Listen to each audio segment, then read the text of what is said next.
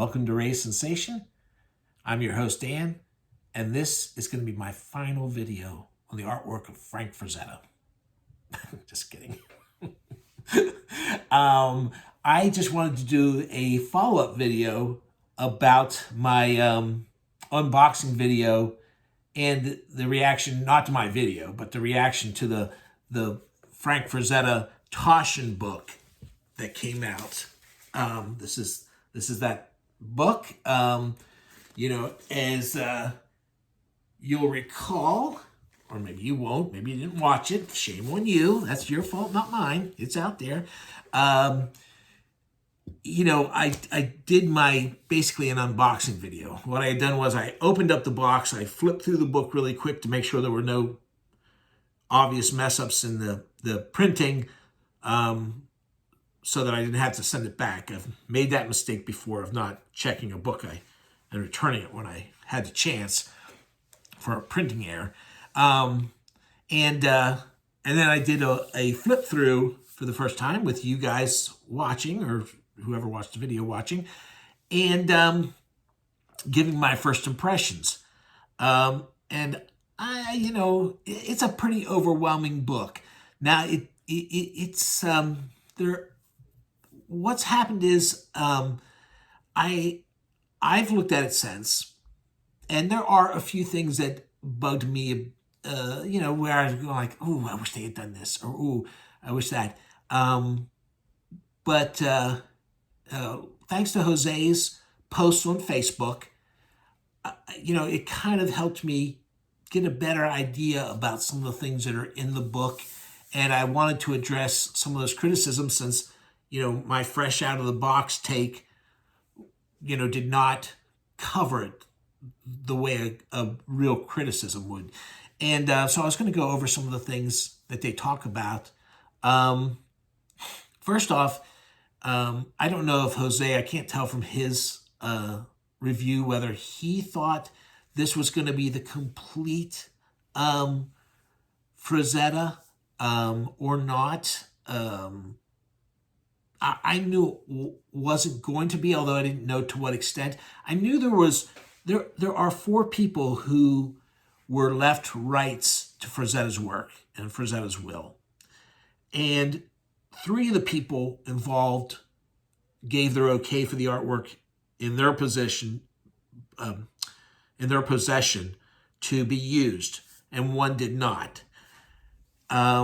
So my thing was, well, maybe that still means they'll be represented in here. They'll do shoots of the cover or something like that. I didn't know how it was going to be handled. And to be honest, I was so blown away by looking through the book as I was going. I didn't want to point out that something was missing and then discover it or realize, I just was so blown away by something else. I had flipped by it and not even registered, because it was that overwhelming to see this book. So there are a couple major pieces of his that aren't in this book. And the people who thought it was going to be the absolute complete, because they advertise it as the most complete. And it does have much more material than any other book out there, but it is not the final word on Frazetta. I don't know if we have to wait for another generation of Frazettas to pass before, all the artwork will be owned by, I have the feeling some of it's going to be sold off by some of these people at some point maybe. And, rights are going to go even more places. And so there won't even be this big a compilation done in the future. I don't know. I don't know what the future holds. So it's not the complete. And that's, that is what it is. Like I said, I knew that going into it. I knew it wasn't going to be entirely complete, but I didn't know how much. And so Jose mentions that. He mentions that those big frame blow-ups, cartoon images that they have in the front of the book are, it turns out they're not, several people worked with Al Williamson in a comic shop, and they worked with him. And when I say a shop, I don't mean a comic store. I mean a shop where they different guys were sitting in a true bullpen working on material together. And Frazetta's earliest work was with Al Williamson in his shop. And so they had these really blown up, I can actually show those here. They have these really blown up pictures here, panels. And it's fun to see these panels, but totally unnecessary to my way of thinking. And, I really pointed out this one because they've blown it up so much that the art might as well be by, some less competent artist than Williamson or Frazetta. So that's not a big deal to me. Here's the thing is, these comics panels, these are from a original artwork that was sold by the Heritage auction house as ones that Frazetta had worked on. And it turns out he did not work on these. And like I said, it's kind of hard to tell when they're all blown out that way. Who did it? And it's too much. I mean, it's fun to see that thing. And they do that in, there's some book, I think Chip Kidd did it, maybe, where they blow up every single panel out of the first Fantastic Four comic book.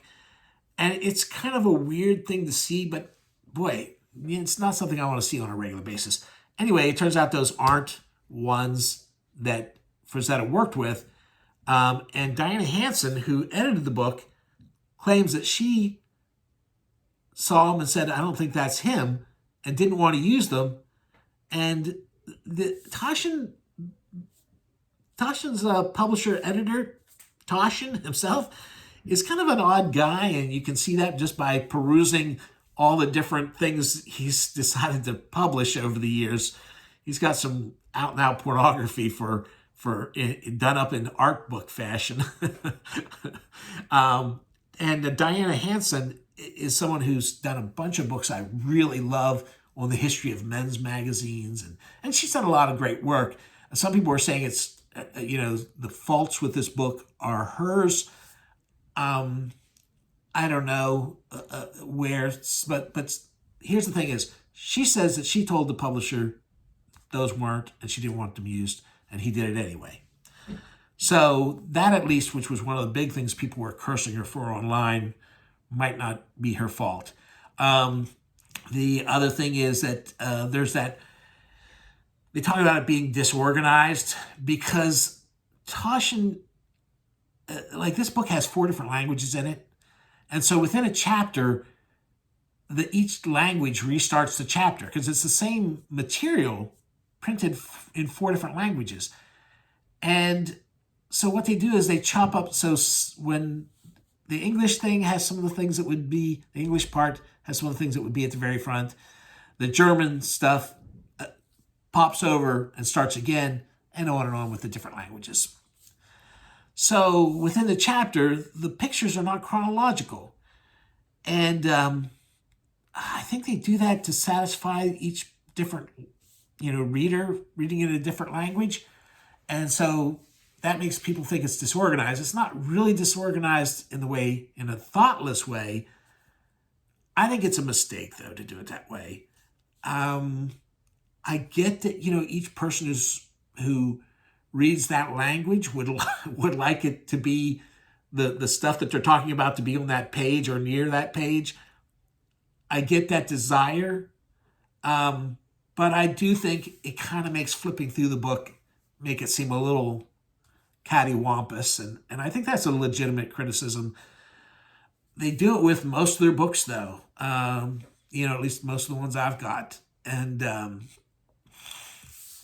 maybe it's a mistake on their part. That's all I'm saying. They also talk about cropping. I don't mind those cropped pictures because most of the time they also have the full, a framed page so that you are getting the full image. Now, some people were saying that some of the the full page ones with the border and stuff, which should represent the full image, are cut. I didn't do a side by side. I did that first flip through, and I've gone back in to look for certain things, not because of the review, but because I wanted to see them again. But I haven't done the kind of review that Jose has done. And so I'm not sure about that. He also takes fault with some of the colors and the way they're reproduced. Now, Sarah, the Frazetta girl, who's, you know, the descendant who's the had the most to do with this book, you know, she defended it. She's defending the book. Obviously, means a lot to her. But she does admit that the German the somewhere in the printing process, some of the plates were messed up. And so there is a second, this first edition is, first printing was sold out. There is a second printing that is coming out that will have an end paper, and will have those pages that had a slightly off will come out. You know, somebody was complaining, well, do I get a free copy of the second printing? I think that's a little unrealistic for, I think it's, you know, it's a couple pages, and I do dislike, you know, I do hate that. But you know what a lot of publishers do is they'll just put in a piece of paper saying these pages have this problem, and you don't get a refund, you don't get a new printing of it. They've put it out there, and you know, the idea to pulp this whole printing of this book, that would be a major, major financial loss. And as much as we might say how important these books are to remembering Frazetta and documenting things, it's just not realistic to say. Am I going to buy another copy of this? Probably not for a couple pages of change. You know, I've got other books, really nice books where, you know, pages have been printed out of order, and they're not going to be redone. And it makes me sad. And there's that part of me that doesn't look at some of these books because of that, just knowing that page is out of order, that page is out of place. I go like, it's gonna. But I'm you know, like I said, I you know, go to Facebook, read Jose's criticisms. He also has some nice things to say about some of the stuff.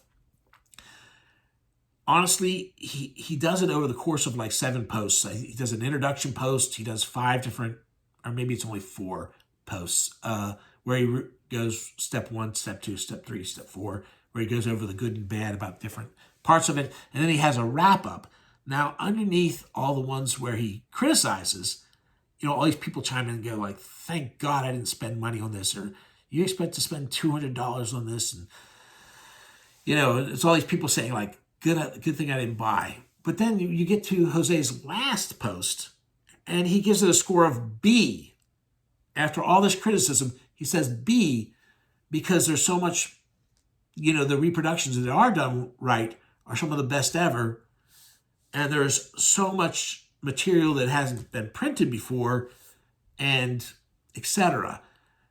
So I agree with Jose, even with the things that bother me, even knowing there's things that weren't printed right, I am super happy to have this book. And I paid half price for it. The fact is, the Taschen books are expensive. And before I knew much about Taschen, or because I missed a Taschen book, and you know, they become so expensive on the aftermarket, I've in the past, I've paid full price for a Taschen book, back when they were like, when they were the astronomical amount of $100 for a book. But now I know that Taschen is kind of like the, you know, the Blu-ray DVD label. Criterion, which is the top of the line, and they are like the really expensive retail prices for their products. Well, Toshin's kind of the same way in that several times a year you can find this stuff for half price if you're just willing to wait and take the chance on it selling out. Now, of course, Criterion doesn't really sell out, so you don't have to worry about their Blu-rays or DVDs. But anybody who pays full price for Criterion is kind of like, that's a little kooky. And the same with the Toshin stuff. Now, there have been, some people got confused. They thought the $200 version was limited edition. It wasn't. There was a $600 slipcase edition. That was limited. This is not a limited edition. Now, they do let their stuff go out of print. So this probably will go out of print at some point, and then they'll do one of their smaller versions. The smaller versions are great if you can't get to these, but the whole idea behind these is to get them as big as possible. So I would say wait. You can get them for as low as 50% off, which is absolutely reasonable for this book. Quite frankly, if I thought I wasn't going to be able to get this, I would still pay $200 for this book if I had it. At any one time I might not have it. But the thing is, it's a fantastic book. Is it perfect? No. And I knew it wasn't going to be perfect going in. Like I said, some people didn't understand what the whole most complete book to date meant. I knew it wasn't going to have everything. I hadn't done enough research to know exactly what was going to be left out. It's just a fantastic book. It's still a great book. Jose thinks so. He talks about, somebody goes, well, if this isn't the book to get, what's the one book I can get for Frazetta? And he's like, there's no one book. There just isn't. So they suggest, well, what else can you get? And he mentions the Fenner books. Now, they're a husband and wife team. The only Fenner book I've covered on my channel is Rough Work is one of theirs. The other two, I think, are in storage, so I won't be able to do videos on them, at least not anytime soon. Those, I can't remember what the one's called. The one is called Icon. Those are great books. He also mentions the Spurlock books. And, the Spurlock is the guy who does the ones for Vanguard. And I have covered a bunch of those on the channel, and I highly recommend them. I haven't done this one, and this is the one that people were kind of saying, well, get this book, and it'll cover the major works that aren't in the Toshin book. And you can see this is not as big as the Toshin book, but compare it to, say, this one. You can see it's a big book. It's a big book. And I haven't covered that book yet. So maybe I'll do that as a video.